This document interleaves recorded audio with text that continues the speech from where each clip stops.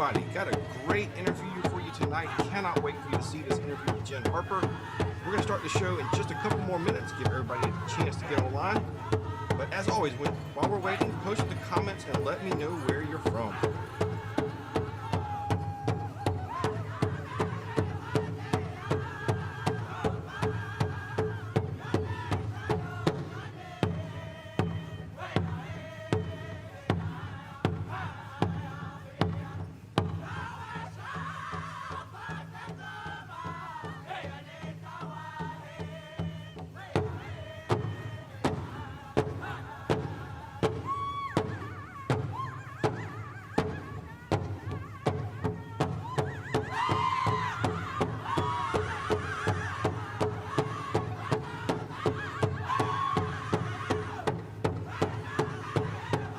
Good evening, everybody. We're going to start in just a couple more minutes. Let me know where you're watching from.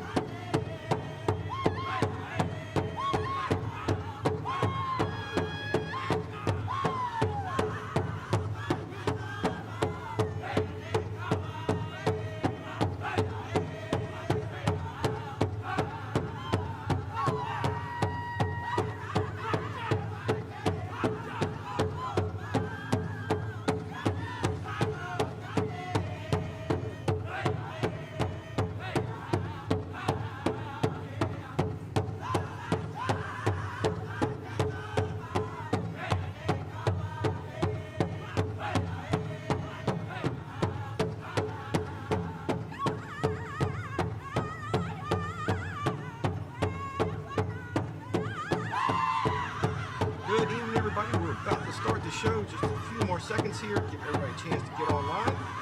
Thank you for being with me again tonight.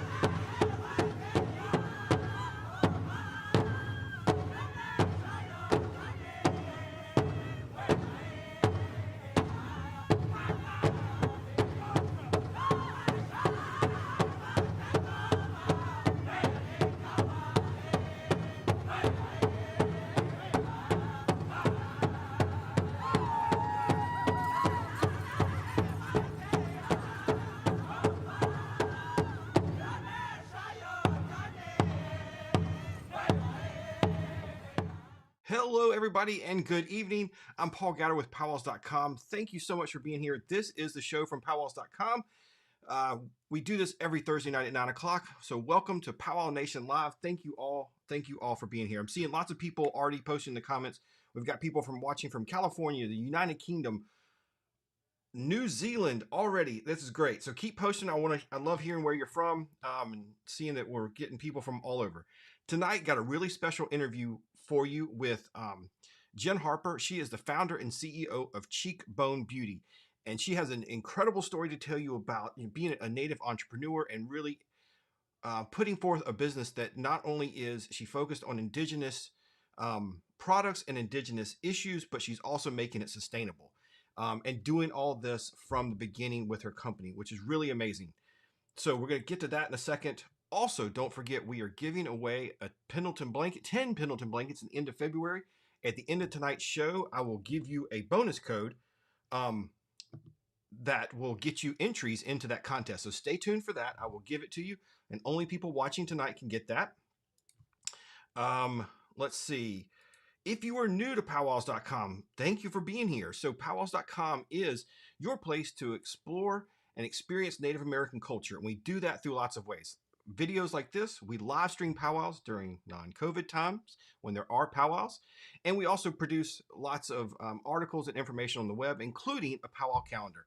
And powwows are coming back. So if you are looking for a powwow and you want to go to one in 2022, we have that for you. So go check it out over at www.powwows.com/powwows near me. That will get you on our email list, and we send out the new powwows twice a month with all the new powwows that we get listed on the calendar.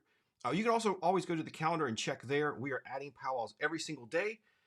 There's lots of them. We list over 1,200 a year, again, during non-COVID times. But they are happening again, so please go check that out and make sure you don't miss any upcoming powwows. And don't forget to enter the contest over at www.powwows.com/win. Okay, couple of announcements. Make sure I covered everything. We got the contest. where you can go to find powwows. All right. We also have a sponsor for tonight's video. I'm really excited to be working with them again. I'm wearing my vaccinated t-shirt in honor of our sponsor. So here is a word from our sponsor. Do you know I love you so, and mommy will never let you go. To the stars and the sky, you'll always be mommy's little guy. Hey oh, hey oh, hey oh. We can do this Indian country, and that is the theme of their um, ad campaign. So please go check that out and learn more about where you can get vaccinated over at www.powwows.com/vaccine. So thank you to DHHS for sponsoring tonight's show. And let's do this. I'm ready for powwows to happen again, and if that means we have to get vaccinated, let's do it, and let's protect ourselves and our communities. So let me check a couple more comments before we get to tonight's guest. Hello, hello. Let's see. I'm seeing California, also South Africa. Hey Mo, thanks. Vanessa from South Africa as well. Wow, 2 people from South Africa. That's amazing. Thank you, thank you. Sergio, thank you for being here. This is great. So appreciate all that. And so we are live every Thursday night, 9 o'clock on Instagram, Facebook, and YouTube. All right. So Jenn Harper is the founder and CEO of Cheekbone Beauty. She is an amazing business person. And you'll learn more in the interview. She didn't start out as an entrepreneur, but it was one of her dreams, and she really made it happen. And one of the cool things is recently they won a grant from an advertising agency in Canada to help them produce some ads. So I'm going to play now. Let's see if I can do this. I'm going to play their ad that they have run. Let's see, and I'll try to get Instagram to see it too. Sorry.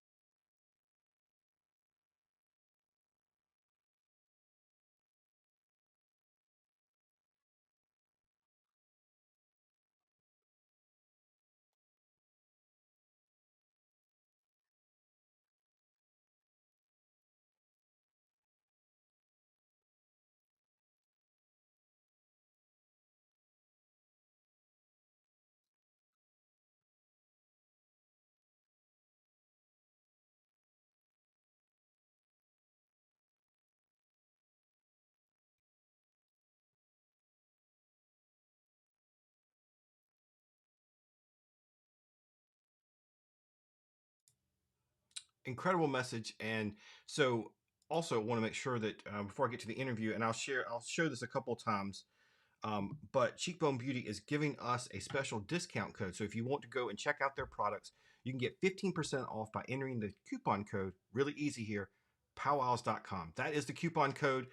Go check them out. They are also they are now in Sephora in Canada, and shortly will be in Sephora in the US, hopefully, which is pretty exciting. So without further information here, we'll just get right to, oops, sorry, hitting the wrong buttons here. We'll get right to Jenn Harper and the interview tonight.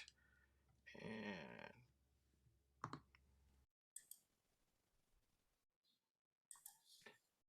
today we've got Jenn Harper from Cheekbone Beauty, and this brand, have seen them for years and love their stuff. It's amazing.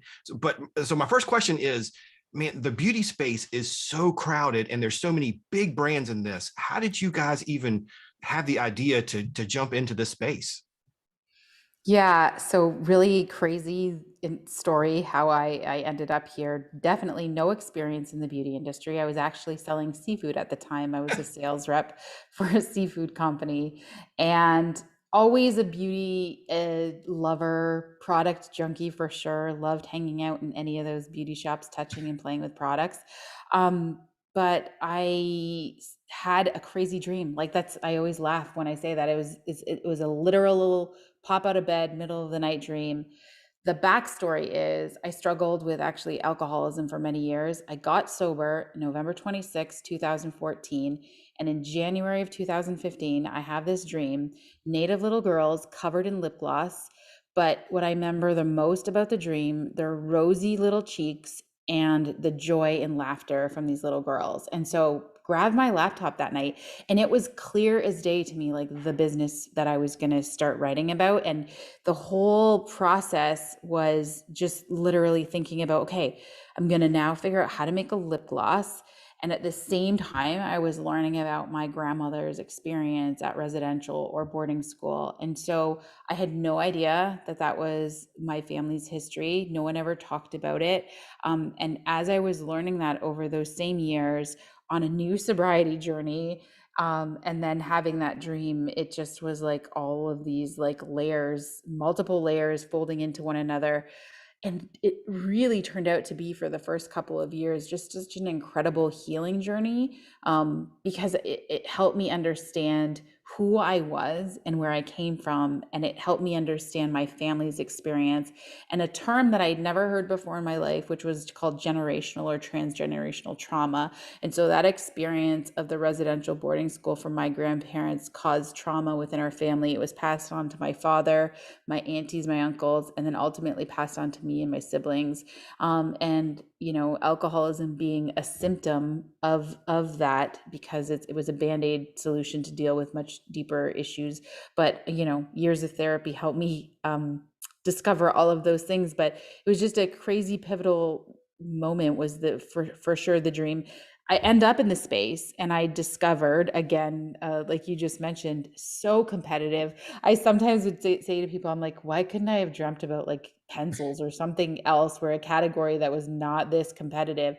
It is bananas saturated. The world did not need another lipstick brand at all. But what it did need was a brand that was represented and representing Indigenous faces and Indigenous people. And that's something that did not exist in the mainstream or Right. could ever be found in broadline major retailers. And so that was the vision that I had for the brand. And then the more I started learning about the actual industry and the beauty space, there was so much need for change. We're living in a time of climate crisis, and the beauty industry happens to be really unsustainable. Like a lot of plastic packaging, a lot of waste, even the raw ingredients, which are those ingredients that go into your lipsticks, blushes, mascaras, being unsustainable, meaning they don't biodegrade. So when you were saying washing your face off and your makeup's going down the drain, or your skin, your cleansers and skincare, those ingredients are not compatible with ecosystems and waterways. And so the more I learned about all of those really, really important and scientific things, discovering that products could be made better and there is a more sustainable way, one, to make raw ingredients and packaging, I began a journey of creating a brand that was really focused in on that idea. And it was really interesting because the more I learned about my culture, my Anishinaabe roots, it's how our people have lived for thousands of years. I've literally called Indigenous people the OGs of sustainability. There's actually, when I look up and did some research in the Anishinaabe which is our language, there's not even a word for sustainability. It's because when we say things like doing things in a good way, that's just how we do things. And then there's so many teachings as you dig deeper and find out, just the idea of the 7 generation teaching, thinking like what we do today will impact the next 7 generations. And unfortunately, when we live in a Western society, and people are more focused on profits than the planet, those things get lost. And so as a brand, we really look at making and creating products very holistically, and how can we despite being an actual consumer goods company, how can we do and make things better? And so we find ourselves here today on that sustainability path. But first and foremost was that foundation. How can we just bring native faces to the beauty industry? That's how we started. Yeah, that's a big mission. That's a lot of stuff to accomplish. And so you said you were a seafood salesperson. Yeah. So what is your background? Where are you from originally?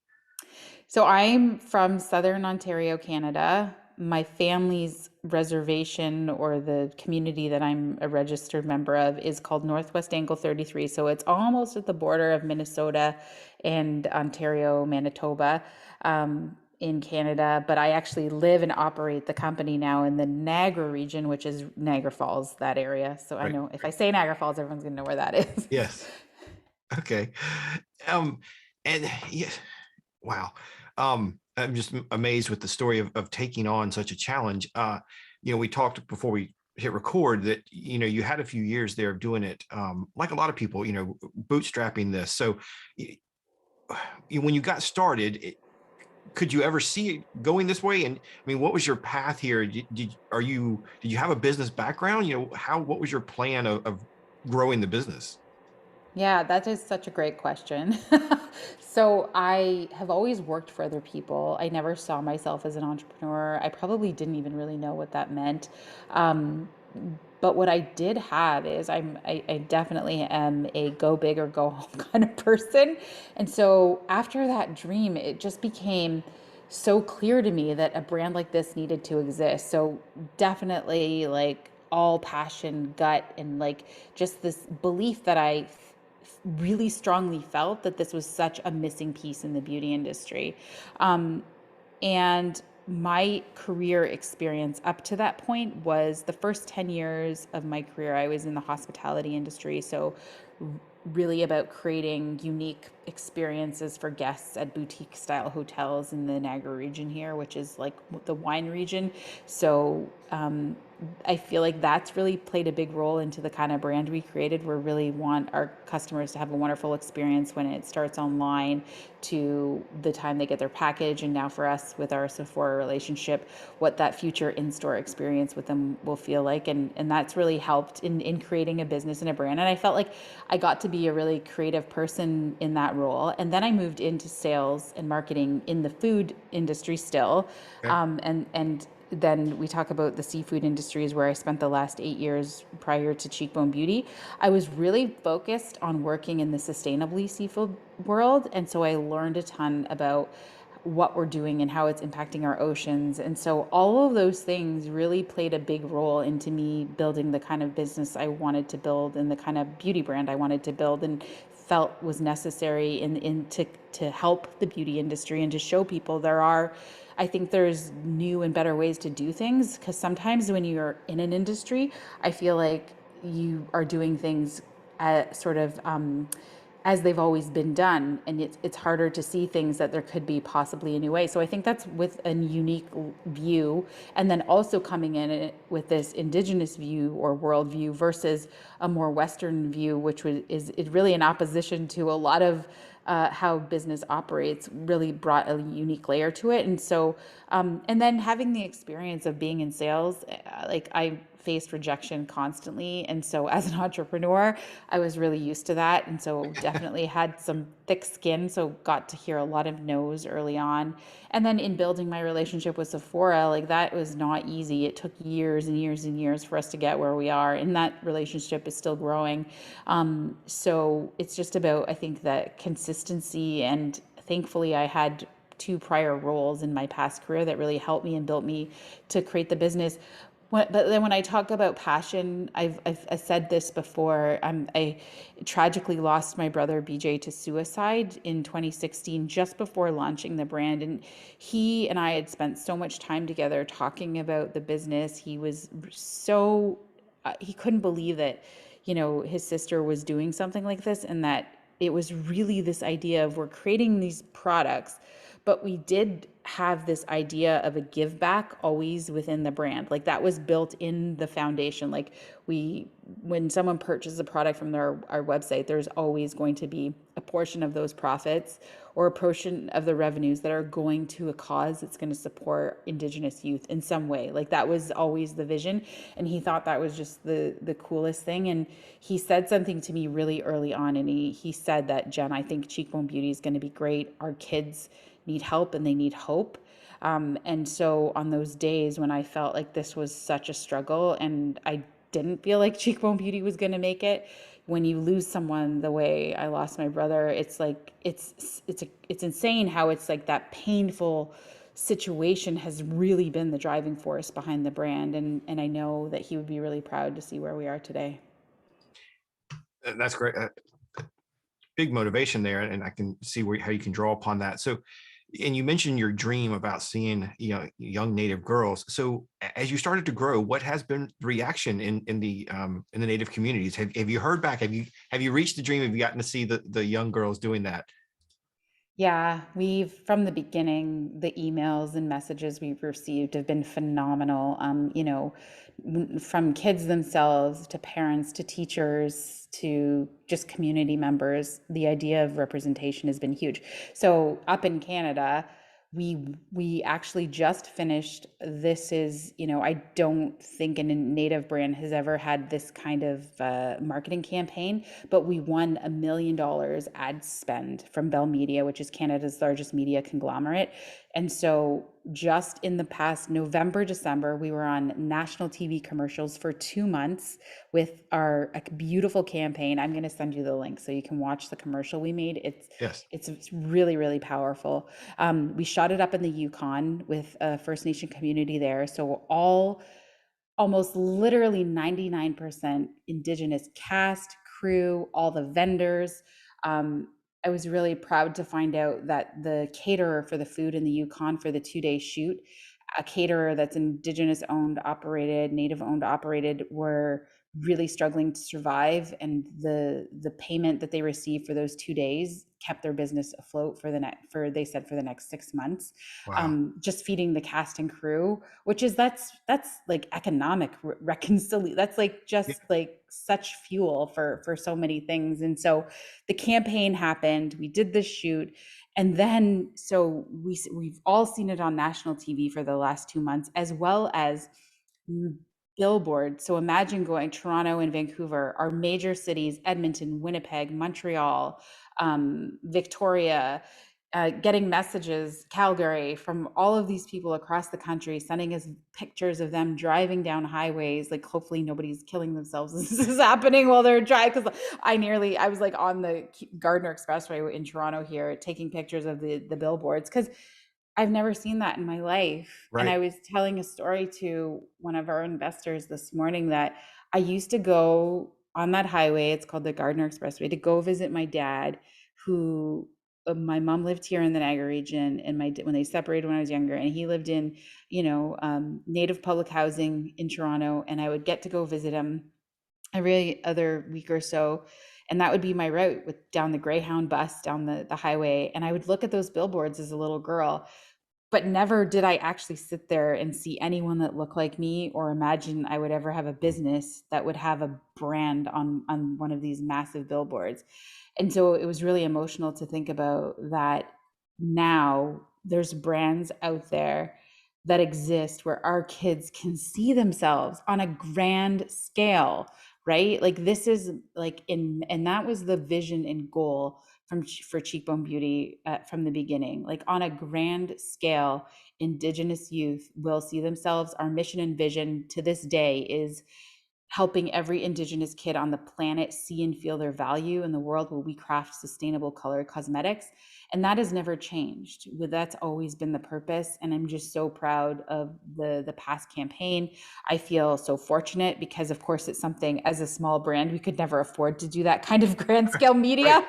But what a prize to win, what a win for our kids, what a win for our community. And the feedback from that has been phenomenal. and even having, I think of our mission and vision always about Indigenous youth, but it's just all of our people, from fathers to women, saying, I had no idea how much I needed Cheekbone Beauty in my life to help me feel and see who I am and where I come from.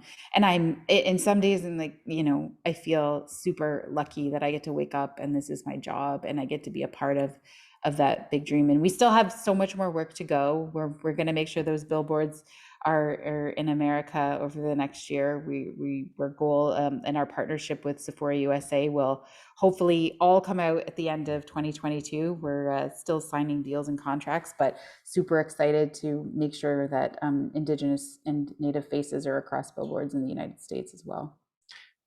What I find incredible is I interview more people, whether it's TV actors or singers or business people like yourself, is everybody talks about that, growing up, they didn't see themselves in anything. And so they have this mission and this drive to fix this representation issue. And now I think about, all the whether, we're with Rutherford Falls, we got a show on TV and Reservation Dogs. And now that people are seeing a billboard of not only a Native owned and operated company, but making products for Native people, what are we going to see from our Native youth in 5 or 10 years? It's going to be amazing to really watch what these people can do now that they're seeing anything is possible. Yeah, it's pretty cool. I wanted to ask you, you mentioned a couple times your partnership with Sephora. Going into that, how was that approaching a company? I'm assuming they had not worked with any kind of Indigenous people before. What kind of education and how did that go as far as, having them understand where you were coming from as an Indigenous company and those kind of principles? Yeah, they've been, it's been a really, really great journey. And specifically, I can speak to working with Sephora Canada at this point. I've had our meetings with Sephora USA, and they've also just been incredibly consultative. And I'm saying that because I'm traditionally not from the beauty industry. So as much as I think we're teaching them, this is a wonderful, really reciprocal relationship, because they're teaching me and helping me understand their space, which I am fully and open and honest about, that I'm learning as I go. So I feel like it's been this really, really wonderful relationship. Trust me, I know, like, we get heat sometimes because they're a massive corporation, but let's face it, there's a lot of massive corporations, but there's a lot of really great people, and people are where change happens, that work for these massive corporations. And so the people that I've gotten to work with from Sephora Canada and Sephora USA have been absolutely incredible. And they feel like, when they talk to us, they're like, there's just something so special about your community and the brand you've created. And they really see that and feel that. And so I truly respect that the help that they've given us, and I hope that we're helping them understand and learn about Indigenous people and how complex, and how, yes, we're similar, but there's so many tribes and nations and languages and lifestyles among our groups of people that really, we don't want to be put in that pan Indigenous idea. I really want the world to understand how unique and interesting all of our tribes truly are. That's awesome. And I like what you said. I think it's so true that because I've got a relationship with some big corporations too, and same kind of thing. I'll hear from people that, wow, why are you working with them? But it is the people, and if there's even just one person in these corporations that realize that there is something they can gain from having a more diverse portfolio or including another perspective, it only takes one, and then who knows where it can grow from there. So that's awesome that you were able to get that. That's really cool. So one of the things I always like to ask people, like in your position, is, so if you thinking back on that little girl that's riding the Greyhound bus down that highway, I mean, what would you tell her now? And what kind of advice would you give her or other young women out there that are really trying to start their journey, maybe not just in beauty but any kind of business and they're trying to dream big? Looking back, what would you tell them? Yeah, absolutely. Keep dreaming as big as you possibly can, and heal fast. and sooner. I feel like it's not over the trauma and pain that exists for many of our nations because of past pain. And I think the faster that we can heal ourselves, the better human we become within our society, and then the better person we become, which just helps us go out and do amazing and great things. So because of my personal story, I feel like being open and honest about healing is really, really important, and removing any shame that comes with that. Because, the moment we remove shame, it begins to die. And I felt like for me personally, the moment I spoke about the things that were causing me so much pain in my life, I was killing the shame, which helped me heal faster, even though it was a lot later in life. I wish it happened younger. So I really hope and wish that for our youth, if they are struggling in any way. And it's our parents, our grandparents, we are not them, and their mistakes are not ours, and even our own past mistakes, all of that can be fixed. Everything's figure outable. And so don't give up on that dream. And I think just make it bigger and bigger and bigger, and work consistently every single day. I'm so honest about saying to people, I have no special skills. I honestly do not. I just woke up every day for the last 5 years and did something to work on Cheekbone Beauty and to push the needle that little bit forward. And so I think consistency is really, really key in making something successful. Yeah, it takes a lot of perseverance. But yeah, you put the work in, and eventually you'll see the results. That's really, really motivating to think that way. That's awesome. So you got your partnership with Sephora. You guys are killing it online. I love seeing I see it on Facebook or Instagram, wherever. So where are we going now? What's the future look like for you guys?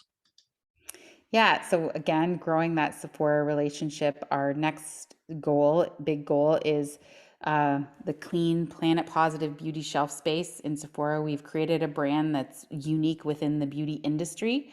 And so we're really proud of the products. And so we want that shelf in Sephora. We are marking our territory. That is going to be our land. We're taking that space up. And innovation has been a huge part of what we do. A lot of indie brands, which I'm going to make sure everyone, an indie brand is what they call a smaller brand in the beauty industry right now. Right. So we're an indie brand, but what we did as a business, we made a big business decision about a year and a half ago to focus on innovation. And the reason why is because I feel like that is one things with innovation we can change the world, and two, it's what's going to separate us from what's going on in the spaces that we work in. And we built an Indigenous innovation lab here at our headquarters, hired a full-time team of scientists, and so we're working on really cool projects. One right now is the land that we operate on, Niagara region, is just so, it's the most gorgeous, beautiful fruit bearing land, wine country. And we're partnered with some local purveyors that we're taking their waste from the fruit industry and actually taking and pulling active ingredients from the waste and turning it into usable ingredients for our future products that we're working on in our lab right now. And so that whole idea of a circular economy, where what our people have done since the beginning of time was repurpose, reuse every part of everything. And so that's where the direction we're taking the brand and the kind of ingredients we have. And things that come from nature, they're literally so powerful in terms of like antioxidants and these things that are so great for our skin. And so the cosmetics that we've already made, we're really proud of the work we've done. We call it makeup that's skincare, meaning it's actually, I say as ladies, and I know lots of gentlemen now too, spend a ton of money on skincare. And so why would you put inferior makeup products on your skin that you don't know where they're made in the world? Like, you don't know what ingredients are sourced. So with our brand, we've made sure everything is done ethically and sustainably. We call it life cycle thinking, from harvesting the raw ingredient to the end of the life of the product. We can tell you every step along the way. And because we have our lab, we can tell you exactly where everything comes from and how things are sourced. And so we're really transparent with our customers and community that way. We don't outsource products where we don't know where the ingredients are coming from, which unfortunately the entire beauty industry mostly operates that way. But we've taken a purposeful direction to do things completely different, and really have that idea of like land or farm to face, which is an ode to my years in the food industry, because it's what lots of chefs do, right? You think about, you want to know where the ingredients for your meal have come from. Well, it's the same thing in with our cosmetic line. We want to know where all of the raw ingredients for our products have come from, and how they're made. I love the term farm to face. I've not heard that. That's awesome. I mean, the whole farm to table movement is getting so much, buzz right now. That's really cool. Um, wow. And so many companies now you hear like big companies like Apple trying to be carbon neutral, and they built their new campus with their solar panels and all of this. It's like, yeah, this is something that people have been doing in this area for centuries. But it is cool to see that you guys built that concept in from the beginning. Amazing. um, that's awesome. So thanks again for taking some time to speak with us. Anything else you want people out there to know about Cheekbone? I will definitely put the links in and share it. We got a special code that we can offer some folks. But anything else you want to say, if people that are checking out your brand? No, if anyone has any questions, we have a great team. If you need help picking out shades or colors, we actually have an in-house beauty expert, Paloma.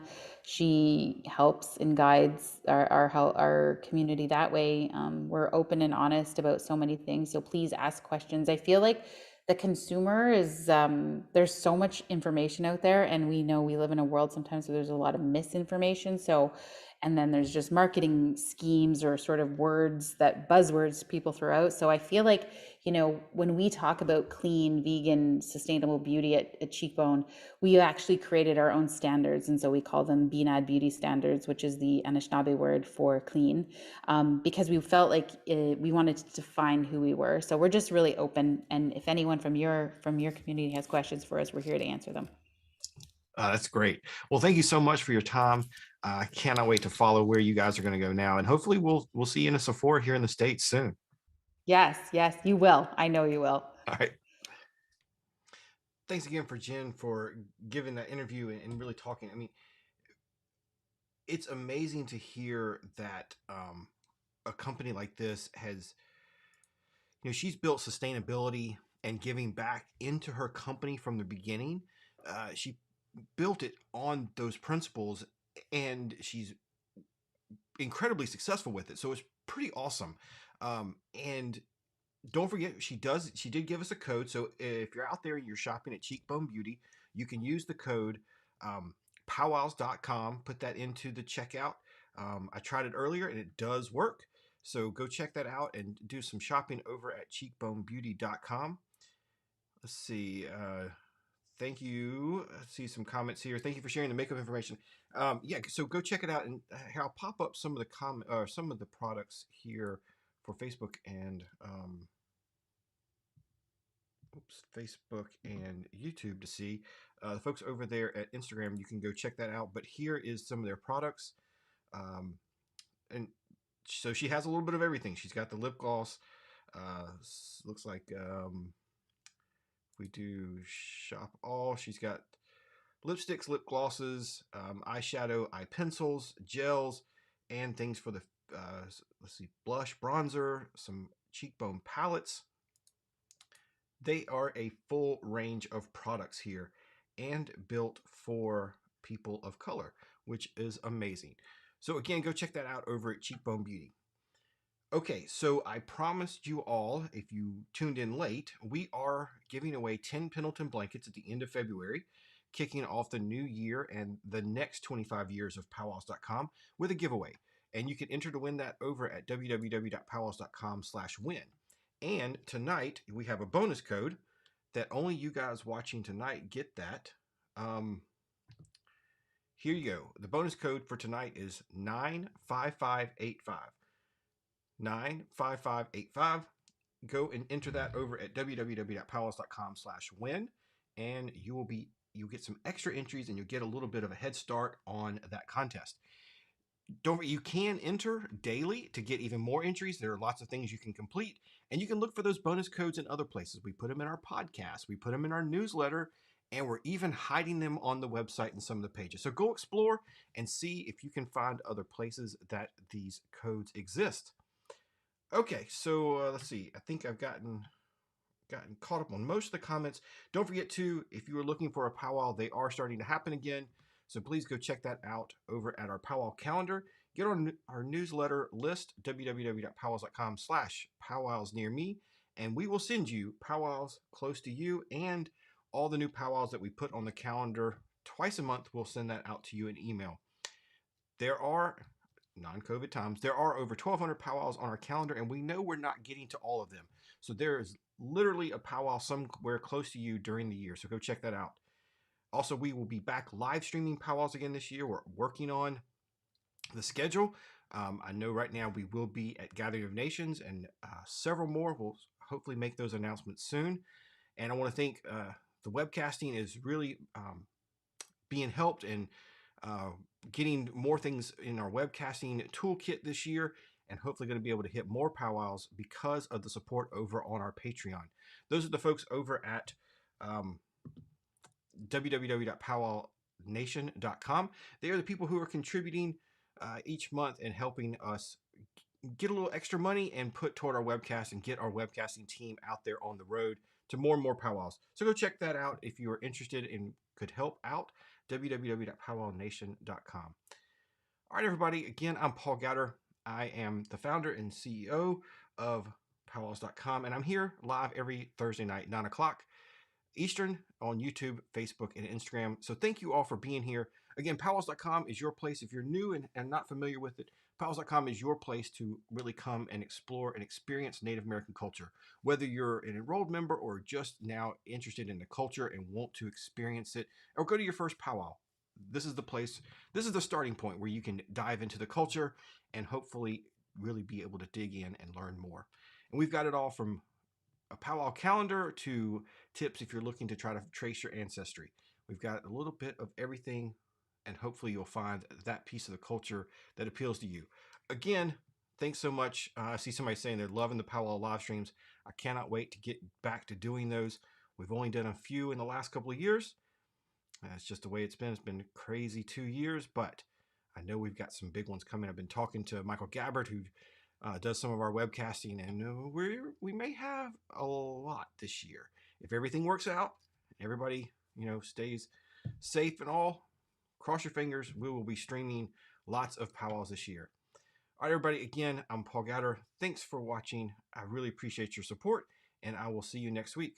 Have a good week and weekend, and I hope you and your family stay safe and warm, because it is cold here in South Carolina. Colder than it's been in a while and longer than it's usually. So I'm ready for spring and getting back to powwows.